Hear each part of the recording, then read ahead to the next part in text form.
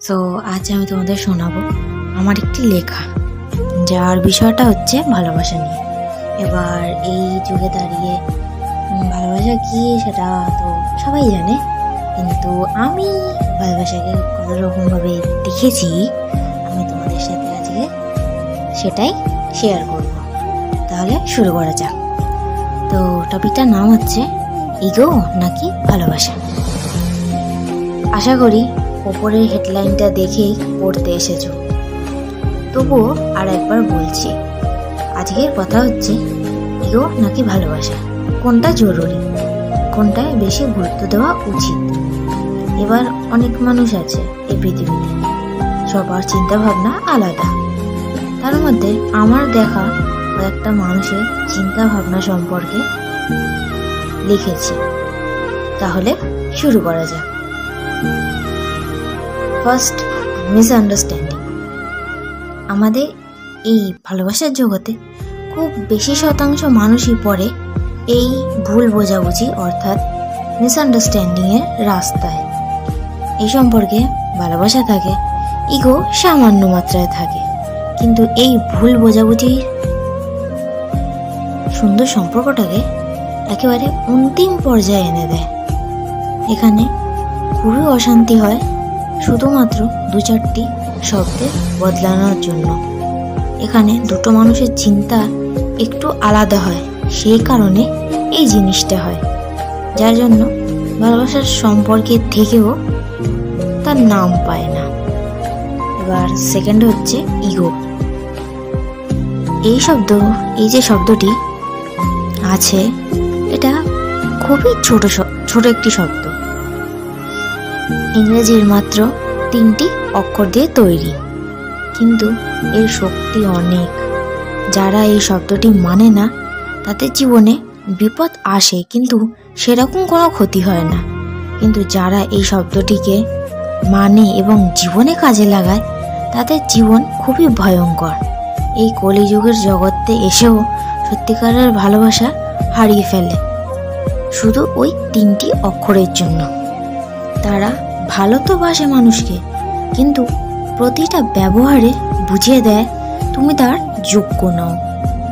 এবং এই ব্যাপারটা সহ্য করার মতো না, কারণ ভগবান সবাইকে তৈরি করেছে সমান, তাই ভেদাভেদের কিছু নেই। সব মানুষই রক্তে মাংসে তৈরি, পার্থক্য শুধু চিন্তা ভাবনা আর ব্যবহারে। শুধু এই ইগোর জন্য হাজারো সম্পর্ক নষ্ট হয়ে যায়।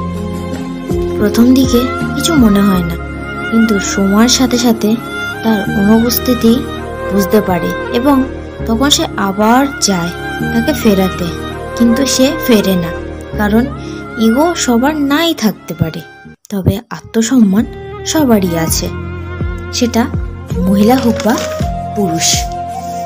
এবার থার্ড হচ্ছে অ্যাঙ্গার ইস্যু। এবার চলে এলাম সেই ব্যাপারে যেখানে ভালোবাসার সব থেকে ভালো নাম ও দাম দুটোই আছে। এখানে অ্যাঙ্গার ইস্যু মানে রাগের সমস্যা। এই ব্যাপারে আমি একটা কথাই বলবো যে রাগ যত গম্ভীর হবে ভালোবাসা তার থেকে বেশি গভীর হবে, কারণ রাগী মানুষের ভালোবাসা কখনো মিথ্যে হয় না। তারা রাগ দেখায় সেই মানুষটার উপর যাকে সে মনের গভীর থেকে ভালোবাসে।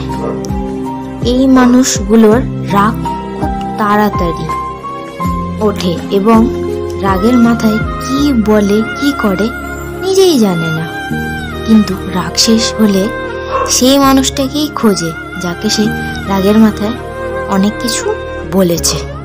কিন্তু এই ব্যাপারে ভালোবাসা সবসময় উচ্চ স্থানে রাজ করে এবং এই ধরনের ভালোবাসাগুলোই শেষে বিবাহের মাধ্যমে শেষ হয়।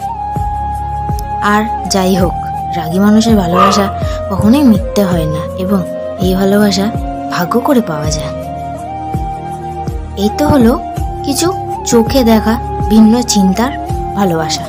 এবার আমি বলবো কিছু নিজের চিন্তা ভাবনার বিষয়। আমি একটি সাধারণ মেয়ে, নিজের মতো থাকতে ভালোবাসি, কিন্তু আমাকেও কেউ বন্দি করেছে।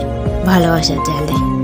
সেটা হচ্ছে আমার অতি শখের ভালোবাসার প্রিয় মানুষ। আমার মানুষটা একটু রাগী, কিন্তু ভালোবাসে খুব।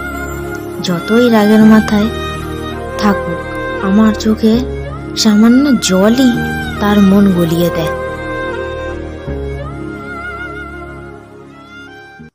কিন্তু সম্প্রতি তার কি হয়েছে জানি না। এখন খুব কম কথা বলে। কি হয়েছে জিজ্ঞাসা করলে কিছু না বলে, কিন্তু ওর প্রত্যেকটা বাক্যের অক্ষর বলে দেয় যে ওর কিছু হয়েছে। আমি বুঝতে পারি না কি হয় ওর, কোনো কিছু বলতে চায় না। আর আমি একটু কম বুঝি, যার কারণে উল্টো কিছু বলে দিই, আর সেখান থেকেই রাগ তৈরি হয়ে যায় এবং সেই সমস্যা 2 থেকে 4 দিন বাদে বাদে ঝামেলা হয়। কিন্তু আমি তবুও ওকে খুব ভালোবাসি,